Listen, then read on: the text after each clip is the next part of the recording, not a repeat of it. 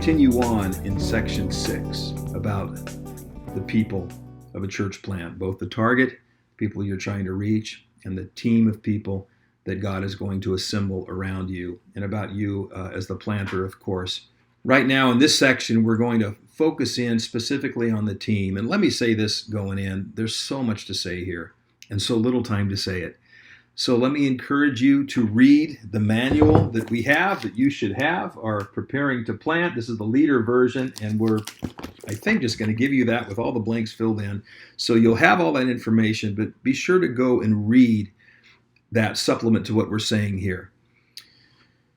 But the truth is, you don't plant a church alone. God calls other people to plant with you. And this is the beauty. You know, the goal of a church plant is to become a fully functioning, established, healthy, local church that will in turn become greenhouses that send off other plants. That's the goal. And for that to happen, that means that all of the necessary spiritual gifts in an established church need to be present in a church plant. So we're specifically looking for a diversity of gifts that God brings together. That means there's only going to be a couple of leaders, key leaders in the church plant, maybe one, maybe it's a couple more than that. But there's going to be many people serving in many ways, and all are equally important and equally valued. And doesn't the Lord say so through Paul in Scripture repeatedly, that it's many parts with many functions, but there's just one body. So whatever portion of the body we are, whether it's the hands or the heart or the ear or whatever it might be, we cannot devalue what we bring, nor can we devalue others, because all are needed. So as you're launching this church, and as you're thinking about who God's called you to reach and who you are as a church planter, you're asking the question, who else is God calling to this? And many of the people that are going to get on board with you as you move forward may not be there right now. You know, my wife and I were in the middle of launching our third church, and every time this has happened for us, it's come out of conversations just between her and me. There's a coffee shop in Long Beach we would go to before we started our first church back in 1990. And so the dreams of that church were being lived out in that coffee shop between just the two of us. But as we move forward, God would bring people along that we had no idea we were going to meet. So many great stories on that. I could just spend a ton of time talking about that. Well, I'll tell you one more. When we got into our second plant down here in Temecula, it was a parachute drop for us, just Elena and I and our family. And we really didn't know anybody. About a month in, I got an email from some dear friends from the Northwest that we had lost contact with that said, "Hey, Dave and Elena, I see you're in the Temecula Valley. We moved here too a year ago." We had no idea. So we got together with them a couple weeks later for a dessert over at our home. And guess what? Our team went from 2 adults to 4 adults, just like that. And they've been with us and with us in the Alliance and serving together. Dan and Kathy Allen, we're still connected all these years later. God's going to do exciting things in your church planting team. At the same time, it's very important for us to be wise, for us to be discerning. You know, there are some folks that want to go with you on the plant, but perhaps God isn't calling them to do that, and to do so could be damaging to them, and honestly, it could be damaging to your plant. So wisdom is needed.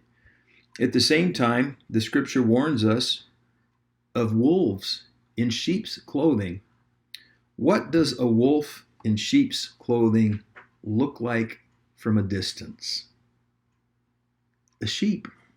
That's the point. It's not a trick question. But what do they look like when you get really close?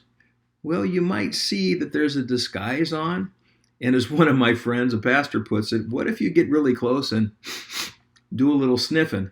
If you sniff for a bit, you might find out that it's a wolf and not a sheep. And the enemy of our souls is the enemy of our church and is the enemy of church plants. And so we need to be very careful. That is not to say that we shouldn't love all people. We need to do that, but we have to be very careful and very cautious about who we allow to step into a committed role on a church plant, and especially as time goes on, who we allow to step into leadership.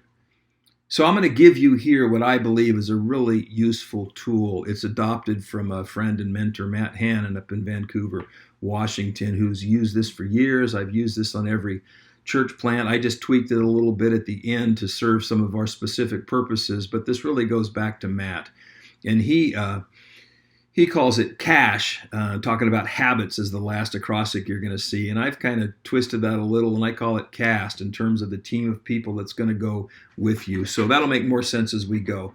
But here's an acrostic for you as you think through, as you pray through, as you look around to building the team that God is calling for your church plant.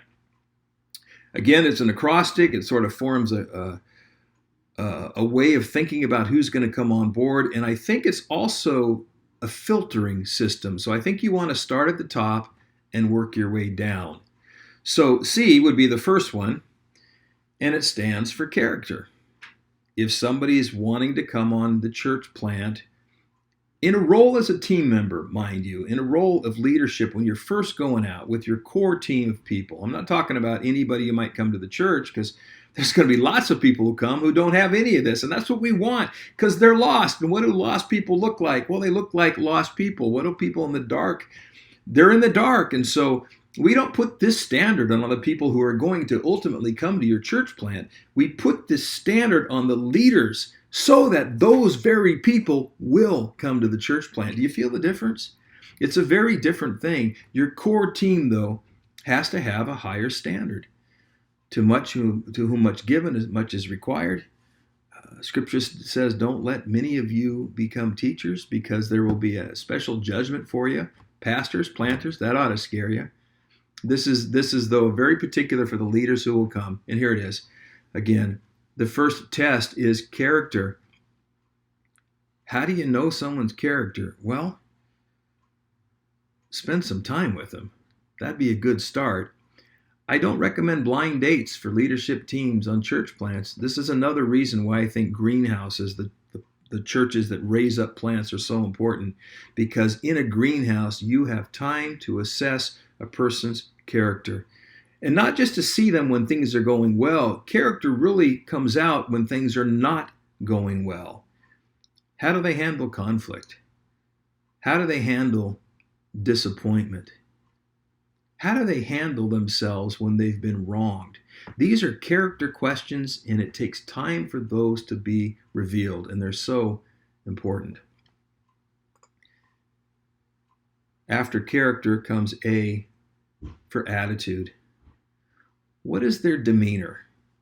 This is really important. I told you about our second church plant where we're building this on community, and really all church plants are built on that. A positive attitude is really important. If you're going to connect with people and try to have them feel welcomed, it takes a certain selflessness and it takes a certain kind of attitude, and you're looking for that. I don't mean someone who's just walking around with a fake grin all over their face, but they're generally hopeful and positive, even in difficult situations. What's their demeanor? Then you get to what we usually jump to first. S stands for skill. What are their abilities? We talked about this earlier up here when we were getting at the collective potential of the team. So we're at that again. What's the potential of the person that is coming onto the team? What spiritual gifts do they have? How might they fit as God is putting together this entire team? Do they lead? Do they administrate? What are their spiritual gifts? Do they pray? I hope everybody's praying, but do they have a gift of prayer, a gift of hospitality? You get the idea. What are the skills and the abilities? And you're looking for a certain balance. And then finally, what I represent with a T is what I'm going to call timing. You might have a person with character. They might have the attitude that you're looking for, an attitude that's hopeful, that's faithful, even in the midst of difficulty.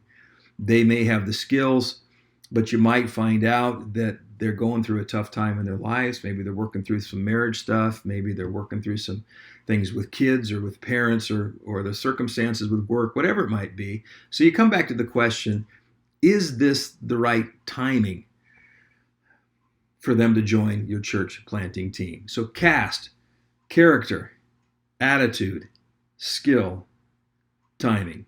I found it to be very helpful.